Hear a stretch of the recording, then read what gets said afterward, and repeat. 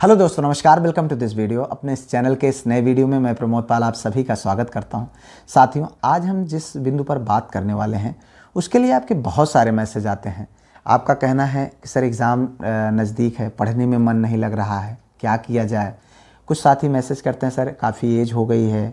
कुछ साथियों का मैसेज आता है कि सर काफ़ी दिनों से एग्ज़ाम नहीं हो पा रहे हैं, पता नहीं जो है कब एग्ज़ाम होंगे। कुछ साथी का मैसेज रहता है कि सीट कम है, सिलेक्शन हो पाएगा भी नहीं हो पाएगा, बहुत सारे लोग तैयारी कर रहे हैं। काफ़ी साथी ऐसे हैं जो अपने आप को फ्रस्ट्रेटेड महसूस कर रहे हैं, पढ़ने में उनका मन नहीं लग रहा है, या इस तरीके की चीज़ें जो आ रही हैं जिसको लेकर के आप बिल्कुल परेशान हो रहे हैं। साथियों, इन सारी सिचुएशन से हम भी गुजरे हैं। जब ऐसी कंडीशन में हम हुआ करते थे तो हमारा मनोदशा क्या होती थी, हम क्या कैसे करते थे, उन सारी चीज़ों को अपने अनुभव के आधार पर हम अपने इस वीडियो में हम लोग चर्चा करने वाले हैं। तो चूँकि साथियों जानते हैं हम कि हमारा जो मन है वो बहुत चंचल है। वो जब हम किसी चीज़ को करना चाहते हैं, किसी लक्ष्य को प्राप्त करना चाहते हैं, तो उस दौरान ये हमको भटकाता है अपने मार्ग से। कहीं न कहीं यह भी एक तरीके की परीक्षा लेने का प्रयास करता है।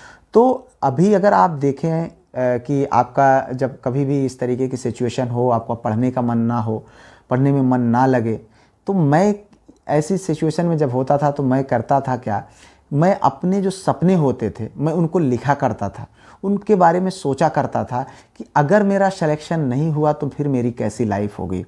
जो आज हम संघर्ष वाली जीवन जी रहे हैं, जिसके लिए हम तपस्या कर रहे हैं, या फिर हम अपने लाइफ को एक बेहतर मुकाम देने का प्रयास कर रहे हैं, हम उसमें असफल हो जाएंगे तो फिर हमारी लाइफ कैसी होगी, और अगर हम सफल हो गए तो फिर हमारा लाइफ कैसी होगी।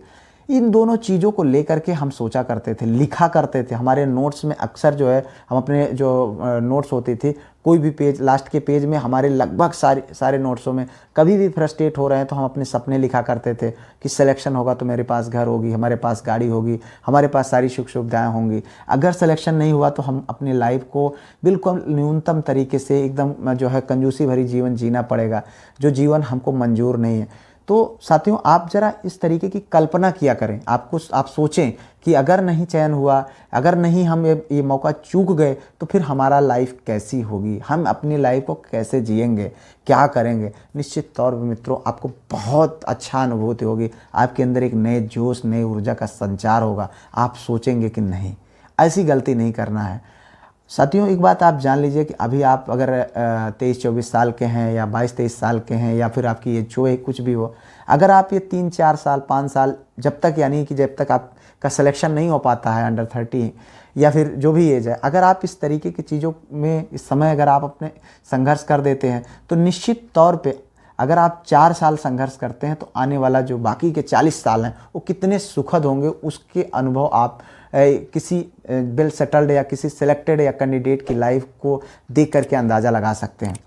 मित्रों, जहाँ एक जो है सक्सेसफुल इंसान कहीं न कहीं भी जाता है तो अपनी गाड़ी से जाता है उसके पास, और उसके पास तमाम सुख सुविधाएं होती हैं, हर चीज़ को वो इंजॉय करता है।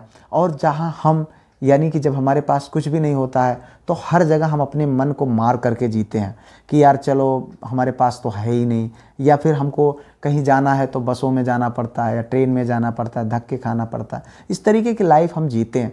तो अगर आप इस तरीके की चीज़ें अगर आप अपने मन में इमेजिन करें तो कहीं ना कहीं एक अलग लेवल की आपके अंदर एक ऊर्जा का संचार होता है, और आप अपने पढ़ाई में निश्चित तौर पे मन जो है लगने लगता है अपने आप।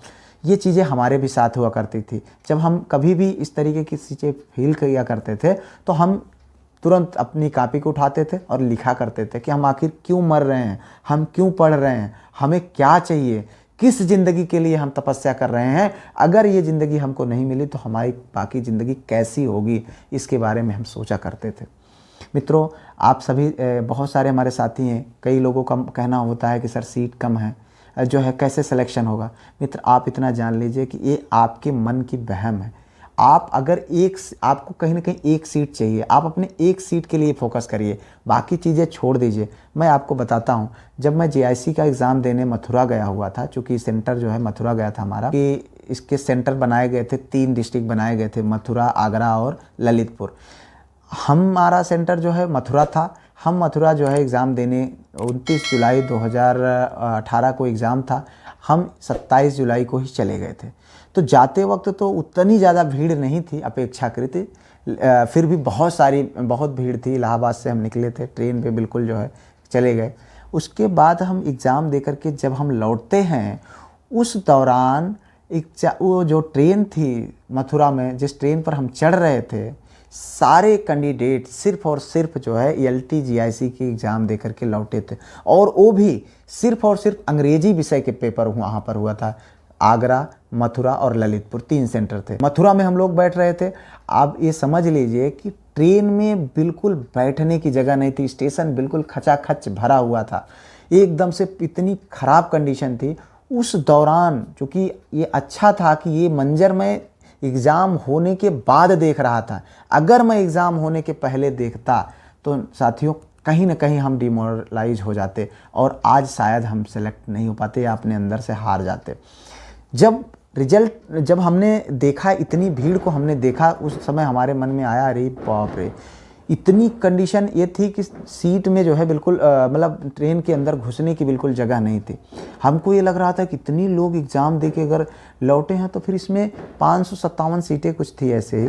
हमने कहा इसमें मेरा जगह कहाँ है, हम कहाँ हैं, हम तो खो जाएंगे, हमारा तो पता ही नहीं चलेगा। लेकिन मित्रों, इतनी भीड़ में भी अगर एक सीट हमने बना लिया तो ये बात आप जान लीजिए, आप अपने ऊपर भरोसा रखिए। आपको मात्र एक सीट चाहिए, उस सीट के लिए आपको लड़ना है। आपको संख्या नहीं गिननी है, आपको 10-20 सीट नहीं चाहिए, आपको मात्र एक सीट चाहिए। उसी सीट के लिए अपने आप को खपा दीजिए, लगा दीजिए, एकदम से जी जान अपना पूरा झोंक दीजिए। निश्चित तौर पे वो सीट आपको मिलेगी। बिल्कुल भी अपने मन से ये वहम निकाल दीजिए, अरे यार इतनी ही कम सीटें हैं, कैसे होगा हमारा चयन। मित्रों, बहुत सारे लोगों के आपके सवाल रहते हैं कि सर एग्ज़ाम की डेट तो है पर पता नहीं टल ना जाए, कहीं एग्ज़ाम होगा कि नहीं होगा। मित्र, एक बात इतना जान लीजिए अपने मन में कि एग्ज़ाम अगर बाई द वे टल भी जाता है, फ़िलहाल अभी आधिकारिक कोई सूचना नहीं आई है, हमको सुझाव देते हैं कि आपको ये बिल्कुल भी अपने मन से निकाल देना चाहिए कि एग्ज़ाम टल जाएगा। आप ये अभी उसी पुरानी डेट को मान करके जो है तैयारी करिए। अगर आपको लगता है कि एग्ज़ाम टल भी जाएगा तो कितना दिन टलेगा, 1 महीना, 1.5 महीना, 2 महीना, इससे ज़्यादा टलने वाला नहीं है। किसी भी कंडीशन में सरकार को एग्ज़ाम कराना ही पड़ेगा। बोर्ड का गठन हो गया है, उसको एग्ज़ाम कराना ही पड़ेगा, वो इस एग्ज़ाम को टाल नहीं सकता है। आप जितने दिन इस तरीके से अगर आप करेंगे, एक एक दिन करके आपका समय घटता जाएगा। लेकिन एक बात ध्यान रखिए कि आपका एक कंपटीटर हर एक दिन वो अपने आप को खपा रहा है, अपने आप को लगा रहा है, उसी सीट के लिए संघर्ष कर रहा है। अगर आप चूके तो वो आपसे सीट छीन लेगा। तो आप अपने जो भी दिन आपको एक्स्ट्रा मिल जाएं, वो आप उसका भी आपको सही से इस्तेमाल करना है और अपने उस सीट को पाने के लिए लगा देना।